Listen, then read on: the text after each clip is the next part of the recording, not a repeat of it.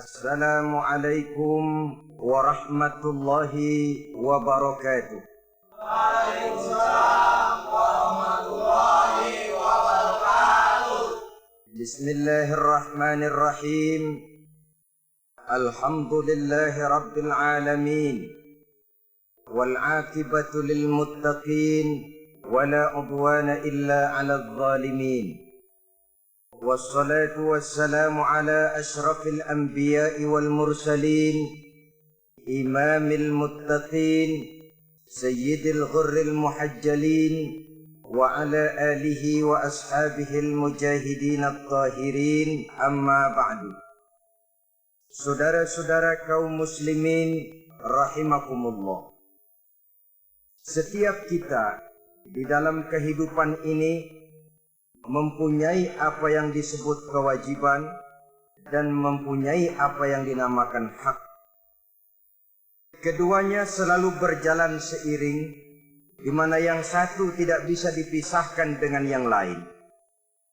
Hanyalah jikalau kita sudah melaksanakan satu kewajiban, maka kita berhak untuk menuntut hak.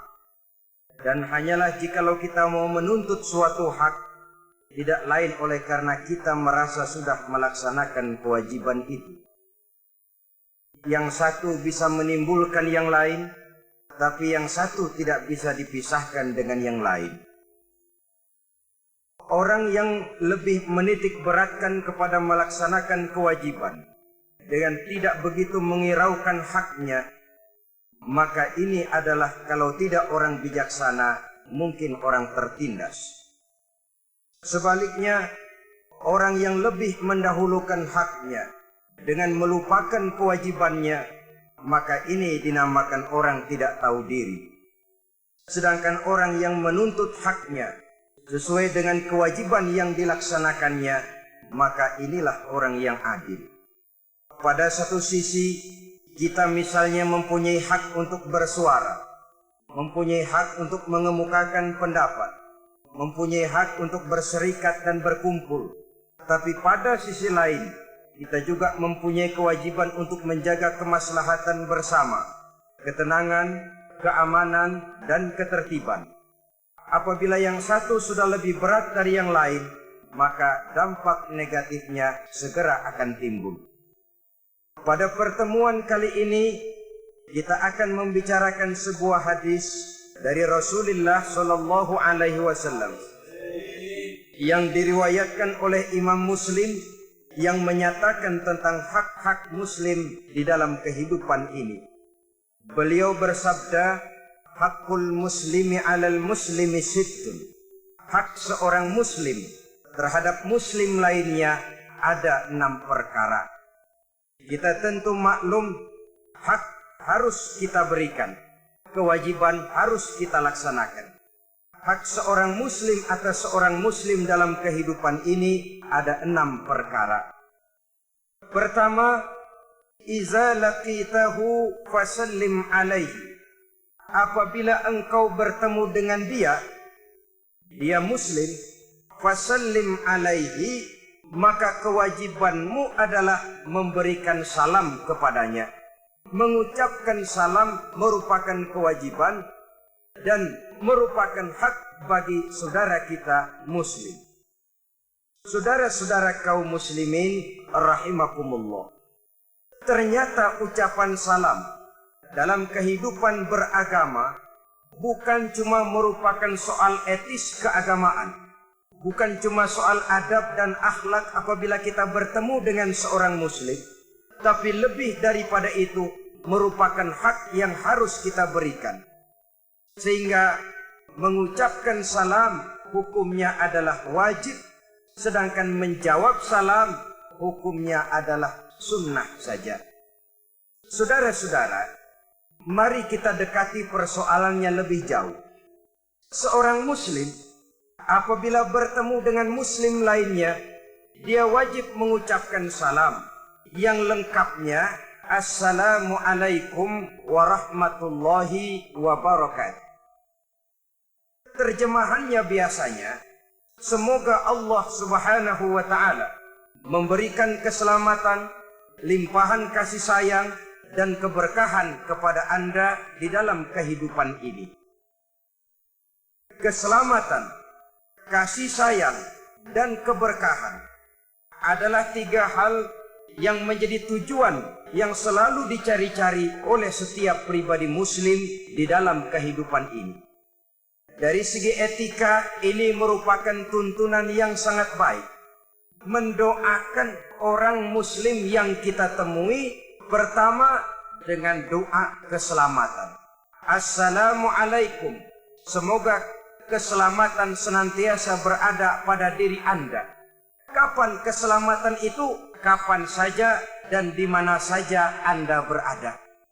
Ini sudah doa yang merupakan cerminan dari sikap lapang dada mendoakan saudara kita yang kita temui dengan doa keselamatan. Semoga keselamatan tetap atas diri Anda kapan saja dan dimanapun saja. Ini saya yakin lebih baik daripada dengan kita mengucapkan memakai tradisi-tradisi lain. Good morning misalnya adalah ucapan yang biasa diterjemahkan dengan selamat pagi. Itu baik, bukan tidak baik, baik-baik saja. Tetapi saya pikir kalau memang mau mendoakan orang, kenapa harus pelit seperti itu? Kenapa harus tanggung-tanggung seperti itu? Selamat pagi Pak, artinya kan saya doakan semoga Bapak selamat pada waktu pagi. Perkara nanti siang Bapak ketabrak mobil, itu bukan urusan saya lagi. Kayaknya kok ngedoain pelit betul. Islam mengajarkan kita berlapang dada. Assalamualaikum, keselamatan bagi Tuhan. Kapan saja dan di mana saja Tuhan berada, semoga Allah senantiasa memberikan keselamatan. Bukankah setiap kita, kemanapun saja kita akan pergi, dimanapun saja kita berada, senantiasa mengharapkan yang namanya keselamatan ini. Rasanya bagaimanapun banyak harta kita miliki, bagaimanapun bagus rumah kita tinggali, bagaimanapun tinggi kedudukan yang kita pegang, jikalau diri ini jauh dari keselamatan, hidup tidak akan pernah membawa ketenangan dan ketentraman. Kemana saja kita senantiasa menginginkan selamat. Sejak dari dunia ini sampai ajal datang merenggut nyawa, masuk kita ke alam kubur atau alam barzakh, di sana pun kita ingin mendapat keselamatan. Dibangkitkan kita berkumpul di padang mahsyar, di sana pun kita ingin mendapat keselamatan. Dihisab kita di mizan, di sana pun kita ingin beroleh keselamatan. Berjembat kita di atas sirat, di situ pun kita ingin mendapat keselamatan. Sampai pada akhirnya masuk ke dalam surga. Keselamatan di dunia ini barangkali kita bisa usahakan kalau duit kita rada banyakan dikit. Hansip bisa kita sewa, polisi bisa kita minta bantuannya, tetangga-tetangga bisa kita minta bantuan untuk menjaga keselamatan. Tapi setelah kita masuk ke alam barzakh, bahkan dimulai sejak datang malaikat maut, kalau malaikat maut datang dan kita ingin selamat, tidak ingin dicengkram oleh malaikat maut, hansip mana yang kuat lawan itu yang satu itu? Tentara dan polisi mana yang sanggup menghadapi malaikat maut? Masuk kita ke alam barzakh, pasukan PBB sekalipun tidak akan tahan untuk memberikan keselamatan jikalau kita sudah masuk ke alam barzakh. Berkumpul lagi kita di padang mahsyar, siapa yang bisa memberikan keselamatan? Lewat kita di atas sirat, kemana hendak mencari dan minta tolong agar kita selamat? Padahal kita terus dan selalu ingin memperoleh keselamatan itu. Oleh karenanya, ini merupakan doa manakala kita bertemu dengan seorang muslim. Assalamualaikum, keselamatan atas kamu. Efek psikologisnya, pengaruh batiniahnya lain.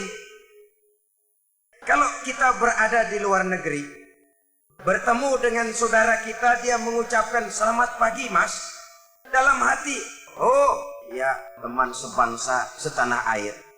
Tapi kalau sudah bertemu dengan seseorang, dia mengucapkan assalamualaikum, kesan batinnya jauh lebih dalam. Ya Allah, ini muslim, saudara saya, seiman, sekeyakinan, senasib, seperjuangan.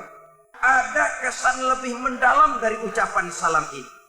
Di samping rasa lebih mendekatkan rasa cinta karena mendoakan keselamatan. Maka pantas kalau Nabi sangat menganjurkan kita menebarkan salam. Beliau bersabda, "Ya ayyuhan nas, ufsus salam, wasilul arham, wasallu bil laili wan nasu niyam, tadkhulul jannata bis salam." Wahai manusia, ufsus salam, tebarkanlah salam. Kemanapun saja kamu berada, berikan salam kepada saudaramu muslim. Jangan menunggu karena kita lebih tua. Kan gua tuaan, pengen tahu kalau dia kagak ngucapin salam duluan, gua diem aja dah. Kata Nabi, dua orang muslim apabila bertemu, yang terbaik adalah yang lebih dulu mengucapkan salam. Jadi bukan soal tuaan mudaan. Yang terbaik di antara dua orang muslim apabila bertemu, yang lebih dulu mengucapkan salam. Demikian penting menebarkan salam ini. Nabi katakan, ufsus salam, tebarkan salam di antara kamu. Kalau kita ambil pengertian harfiahnya, menebarkan salam artinya gemar mengucapkan assalamualaikum kepada saudara kita muslim yang kita temui. Dalam pengertian hakikinya, menebarkan salam artinya hidup senantiasa menebarkan perdamaian, ketenangan, keamanan, kemaslahatan di tengah masyarakat. Pantang seorang muslim jadi biang kerok di tengah masyarakatnya. Kemanapun dia pergi, dia selalu menebarkan kedamaian, ketenangan, keamanan, dan tidak menjadi biang kerok bagi lingkungannya. Sehingga kalau dia ada, orang gembira. Kalau dia tidak ada, orang cari. Kalau dia bersedih, kalau dia pergi, orang pun bersedih. Sebaliknya, yang namanya mental kerok, kalau dia ada, orang susah. Di mana aja kalau dia ada, orang susah. Ada dia, kacau dah nih, kacau dah. Di mana saja kalau dia ada, mesti yang timbul kekacauan. Kalau dia nggak ada, orang girang. Kalau dia pergi, orang malah gembira. Kalau dia mati, nggak ada yang meneteskan air mata, malah orang bersyukur. Itu tanda di antara tanda-tanda kerok. Menebarkan kedamaian. Saudara-saudara, sampai-sampai dikatakan mencuri salam itu bagus. Di antara mencuri, yang bagus adalah mencuri salam. Ini jangan salah paham, dulu ada santri ngajinya ngantuk. Kata kiainya, anak-anak mencuri salam itu bagus. Karena ngaji sambil ngantuk, salah dengar, dia dengar mencuri ayam bagus. Sudah pulang habis ayam tetangga. Ketika ditangkap, kenapa kamu mencuri ayam? Kata kiai, mencuri ayam itu bagus. Bukan kiainya ngajarin mencuri ayam bagus, ngajinya ngantuk. Maksud mencuri salam itu bagaimana misalnya? Kita sedang lewat, ada orang mau bertamu ke rumah yang kita lewati itu. Di depan pintu dia mengucapkan assalamualaikum. Kita sambil lewat menjawab waalaikumsalam. Tanpa setahu dia, itu namanya mencuri salam. Dan di antara mencuri, yang bagus cuman mencuri salam. Saudara-saudara kaum muslimin rahimakumullah. Pesan Nabi yang pertama tadi, ufsus salam, tebarkan salam. Yang kedua, wasilul arham, bersilaturahmi di antara kamu. Yang ketiga, wasallu bil laili wan nasu niyam, dan sembayanglah di keheningan malam pada waktu manusia sedang tidur. Kalau tiga ini kamu laksanakan, tadkhulul jannata bisalam, kamu akan masuk surga dengan aman. Kamu akan masuk surga dengan selamat. Syaratnya tiga tadi itu.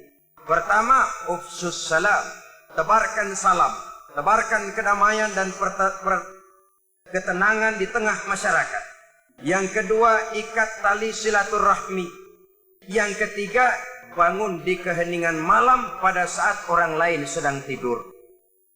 Ini bangun tengah malam sembahyang pada saat orang lain tidur berat, saudara-saudara. Kita kadang-kadang pengen juga sih nyobain. Niat ntar malam nih bangun sembahyang malam, setel beker. Begitu jam 2 beker bunyi krining, kaget kita bangun, duduk. bukan ke wudhu, bukan ngambil air wudhu, bukan sembahyang, duduk matiin beker pules lagi. Ini memang sesuatu yang sangat berat, tetapi inilah yang harus kita laksanakan. Kalau kita ingin, kata Nabi, tadkhulul jannata bisalam, masuk surga dengan aman dan dengan selamat. Saya kembali kepada masalah pokok. Doa kita yang pertama, yang merupakan hak saudara kita muslim dan kewajiban kita sebagai muslim, mendoakan saudara kita untuk mendapat keselamatan. Tidak ada hasut, tidak ada iri, tidak ada dengki hati. Kemanapun saudara kita akan pergi, dengan tulus kita mengucapkan Assalamualaikum. Semoga Allah senantiasa memberikan limpahan keselamatan kepada kamu bersemua. Ini luar biasa. Lebih daripada sekadar etika kehidupan beragama, dia merupakan hak dan merupakan kewajiban yang seiring, di mana yang satu saya katakan tadi tidak bisa dipisahkan dengan lainnya. Lalu yang kedua, warahmatullah. Semoga kamu selalu mendapat limpahan kasih sayang dari Allah. Rahmah biasa diartikan dengan kasih sayang. Kasih sayang. Dua kalimat menjadi satu, menjadi kata majemuk, kasih dan sayang. Apa bedanya sih? Saudara-saudara, setiap kita ingin dikasih oleh Allah dan ingin disayang oleh Allah. Perbedaannya apa? Orang yang dikasih belum tentu disayang. Tapi orang yang disayang biasanya selalu dikasih. Kalau tidak dikasih, tentu ada pertimbangan lain untuk kepentingan orang yang dikasihi itu. Kalau soal pengasih, Allah Maha Pengasih. Semua saja dikasih oleh Allah. Soviet itu kan dedengkotnya komunis. Cina bapak moyangnya komunis. Tapi kehidupan masyarakatnya maju. Mereka dapat rezeki. Mereka mengalami kemajuan di bidang teknologi dan lain sebagainya. Kenapa? Soal pengasih mah Allah tidak pilih kasih. Siapapun saja dikasih. Orang mau sujud atau tidak. Orang mau bersyukur atau tidak. Orang mau puasa atau tidak. Bahkan orang mau beriman atau tidak. Kalau soal dikasih, semuanya dikasih. Tapi yang dikasihkan belum tentu disayang. Bahwa komunis dapat rezeki, iya. Bahwa orang-orang kafir banyak yang hidupnya kaya, memang mereka semuanya dikasih. Tapi dikasih belum tentu disayang. Orang yang rajin sujud, orang yang melaksanakan puasa di bulan Ramadan, orang yang dekat dengan Allah, mereka dikasihi, disayangi oleh Allah Subhanahu wa Ta'ala. Kalau disayang oleh Allah, tentu dikasih. Kalau tidak dikasih, ada pertimbangan lain untuk kepentingan orang yang dikasihi itu. Contoh, anak kita umur 5 tahun. Kita sayang benar kepadanya. Satu hari dia datang, Pak, minta duit 100.000. Anak umur 5 tahun minta duit 100.000. Paling kita kasih 100 perak. Kenapa? Umurnya baru 5 tahun. Apa artinya uang 100.000 kalau jatuh di tangan anak berumur 5 tahun? Makin dewasa dia akan semakin besar pemberian kita. Kenapa? Pada saat itu pemberian kita sudah bisa dipertanggungjawabkan. Begitulah kita dalam pandangan Allah. Kalau minta rezeki, belum pernah saya dengar ada orang Islam minta rezeki. Ya Allah, berikanlah saya rezeki dikit aja ya Allah. Belum pernah. Kalau sudah minta rezeki mesti luas, banyak, halal. Tapi kadang-kadang kita udah pegel nungguin, belum juga datang ke rezeki. Pikir-pikir gue kan rajin banget sembahyang, apa rezeki seret banget, gue perek lagi apa sembahyang. Saudara-saudara kaum muslimin rahimakumullah, ada pertimbangan lain untuk kemaslahatan kita. Allah toh senantiasa memberikan yang terbaik untuk kita. Cuma kita saja yang tidak tahu rahasia di belakang itu. Adalah di zaman dahulu, menurut satu dongeng, seorang pemuda tampan, gagah, menarik, tapi sayang matanya buta. Dia mengeluh, Tuhan, apa dosa saya? Sejak terlahir ke alam ini, saya tidak bisa menyaksikan keindahan alam. Bila sang surya terbit di kaki langit sebelah timur, sementara kokok ayam di kandang dan kicau murai di dahan menambah semaraknya suasana pagi, saya tidak bisa menyaksikan keindahan yang demikian itu. Dan bila sang surya terbenam di ufuk sebelah barat, sementara Lazuardi merah meronai kaki langit, saya pun tidak bisa menyaksikan kesyahduan itu.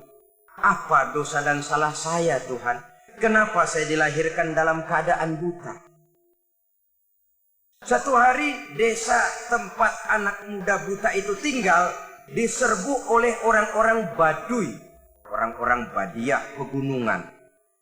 Beberapa pemuda diculik, termasuk anak muda yang buta itu. Dibawa ke pegunungan oleh suku yang masih primitif ini.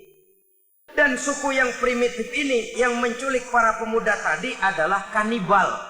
Kanibalis, orang-orang yang suka makan daging manusia. Pemuda-pemuda ini rencananya akan disajikan menjadi makanan raja. Semacam kepala suku lah. Maka supaya dagingnya lezat, gemuk, ini para pemuda dirawat baik-baik. Diberikan tempat tidur yang bagus, pakaian yang bagus, makanan yang serba cukup, menu yang lengkap, gizi yang komplit. Pokoknya sejak ditangkap itu pemuda makan enak, kerjanya cuma makan tidur.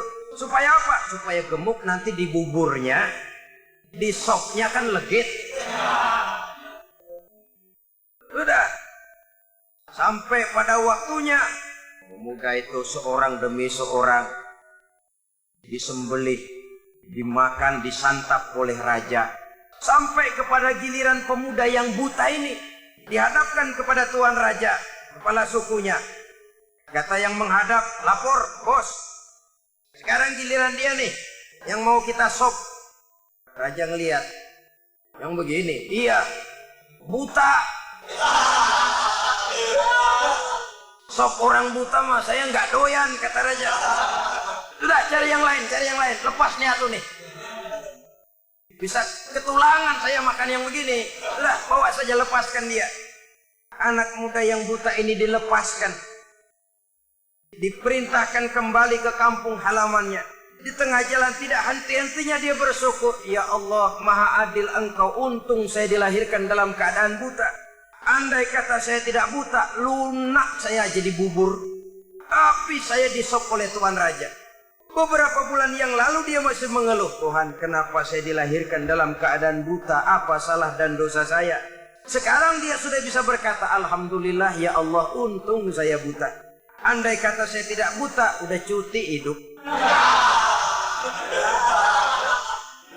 Allah senantiasa memberikan yang terbaik. Hanya saja kita kadang-kadang su'uzzon namanya, buruk sangka kepada ketentuan yang diberikan Allah kepada kita. Jadi oleh karenanya setiap muslim menginginkan kasih dan sayang. Tidak hanya ingin dikasih, tapi juga ingin disayang. Tidak hanya ingin disayang, tapi juga dikasih. Andai kata tidak dikasih, kita tetap husnuzon alias baik sangka kepada Allah Subhanahu wa ta'ala. Itu doa yang kedua. Setelah keselamatan, kasih sayang. Yang ketiga, wa barakatuh, mendapat keberkahan. Keberkahan itu apa? Kalau seluruh karunia yang diberikan Allah kepada kita makin mendekatkan diri kita kepada Allah dan membawa ketenangan hidup, itu namanya rezeki bawa berkah. Sebaliknya, kalau seluruh karunia itu hanya makin menjauhkan kita dari Allah dan tidak membawa ketenangan dan ketenteraman di dalam kehidupan, itu diantara tanda rezekinya kurang tapi berkah. Kurang berkah itu ibarat kambing nggak ada buntutnya, artinya kurang lengkap, kurang sempurna, dekorasinya rada kurang. Itu yang kita inginkan di dalam kehidupan. Maka ucapan salam yang lengkap itu, Assalamualaikum warahmatullahi wabarakatuh.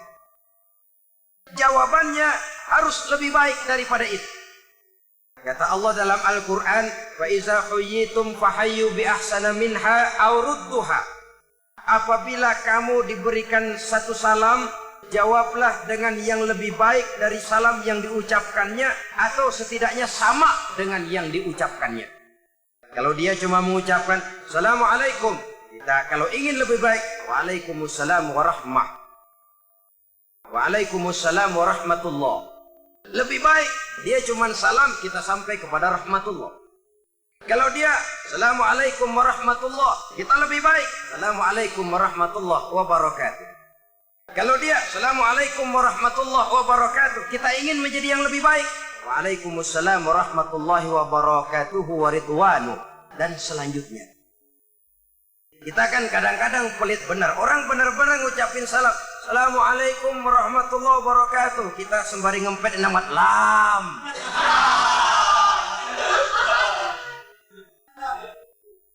Jawaban harus lebih baik, atau kalau tidak aurudduha, sama dengan salam yang diucapkan kepada kita itu. Assalamualaikum, waalaikumsalam. Setidaknya sama, seri.